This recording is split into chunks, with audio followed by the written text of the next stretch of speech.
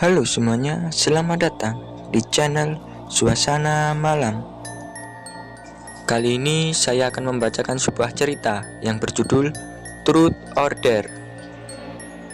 Sebelum lanjut ke ceritanya, bagi yang suka dengan video ini, silahkan like, dan bagi yang suka dengan channel ini, silahkan subscribe dan hidupkan lonceng notifikasinya, supaya kalian tidak ketinggalan cerita horor lainnya. Baiklah, langsung saja, inilah ceritanya.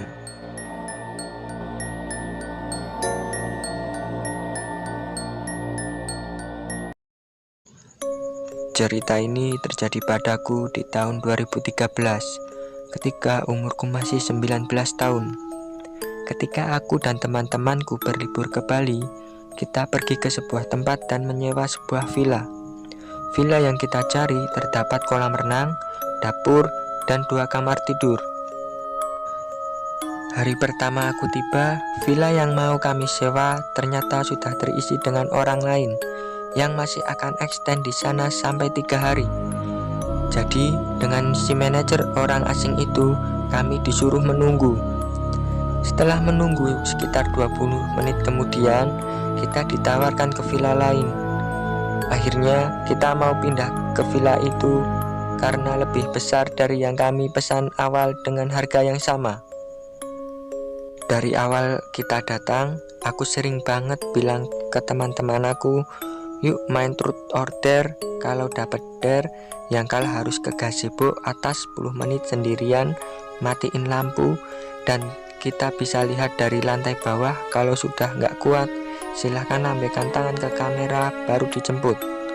Ada 4 kali aku ngomong seperti itu sepanjang hari.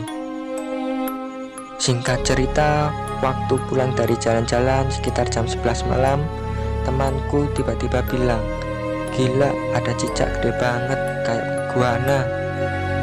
Serentak kami semua melihat di plafon atas dan bilang, "Itu mah tokek." Tapi serius, itu besarnya agak nggak normal. Karena masih muda dan sompral, ada satu temanku nyeletuk, "Itu kalau ditangkap dan kita jual, yang kecil aja bisa laku 100 juta. Mulailah kami bertujuh bergotong royong, bagaimanapun harus bisa menangkap tokek itu. Dari lantai 2, satu temanku membawa sebuah bambu ukuran agak panjang untuk mendorong tokek itu turun. Di lantai bawah, semua koper besar yang kami bawa dikeluarkan isinya hingga kosong dan dijejer sekitar 3 koper. Jika tokeknya berhasil didorong jatuh ke bawah, langsung ditutup kopernya. 4 orang di bawah siap-siap pegang tutup kopernya kalau tokeknya jatuh.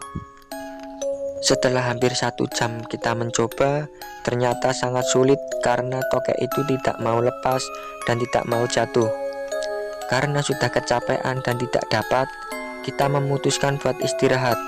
Main kartu dulu, nanti lanjut lagi, kataku. Akhirnya kita memainkan permainan truth or dare sesuai dengan permintaanku. Jam sudah menunjukkan jam 2 pagi. Kita masih dengar lagu kencang-kencang karena villanya di daerah yang sepi, jadi kita benar-benar seenaknya. Ketika kita mau main truth or dare, aku lagi-lagi bilang, "Ini putaran pertama, yang kalah ke atas ya, ditemenin setan." Nggak kuat, dada-dada ke kamera. Kita bermain di lantai bawah dan belum ada yang kalah. Aku lihat di ujung kolam renang ada pohon pisang yang lembarannya besar-besar, itu bergoyang-goyang terus.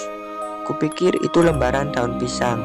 Maklum, mata -2 dan gak pakai kacamata. Selagi aku main sambil liatin hitam-hitam itu bergoyang-goyang terus, ada kali 3 menitan aku fokus ke ujung kolam renang itu. Lalu sekalinya saya fokus, tiba-tiba bayangan hitam itu menjadi sangat besar. Di depan kaca yang ada tempat duduk itu, di depanku hanya berjarak 1 meter. Itu benar-benar gede, maju dari belakang kolam ke depan. Aku tidak bisa melihat rupanya, tapi seperti bayangan hitam gede banget mendekat. Ketika aku melihat sosok itu, langsung aku merem dan otomatis keluar air mata. Aku benar-benar ketakutan. Teman-temanku bingung karena mereka tidak melihat apa-apa. 15 menit aku tidak berani membuka mata. Setelah kejadian itu, Akhirnya kita semua tidur di lantai bawah bersama-sama.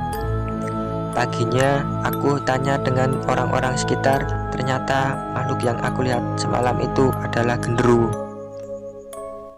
Semua teman-temanku cuma bilang, makanya kamu dari awal datang ngomong di Bali jangan macam-macam.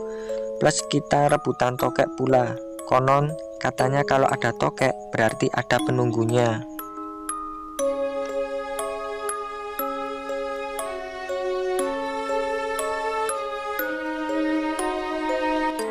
Dan itulah cerita pada malam hari ini. Bagaimana menurut kalian? Coba komen di bawah. Cerita kali ini mengajarkan kita, dimanapun kita berada, kita harus menjaga sopan santun dan tutur kata kita.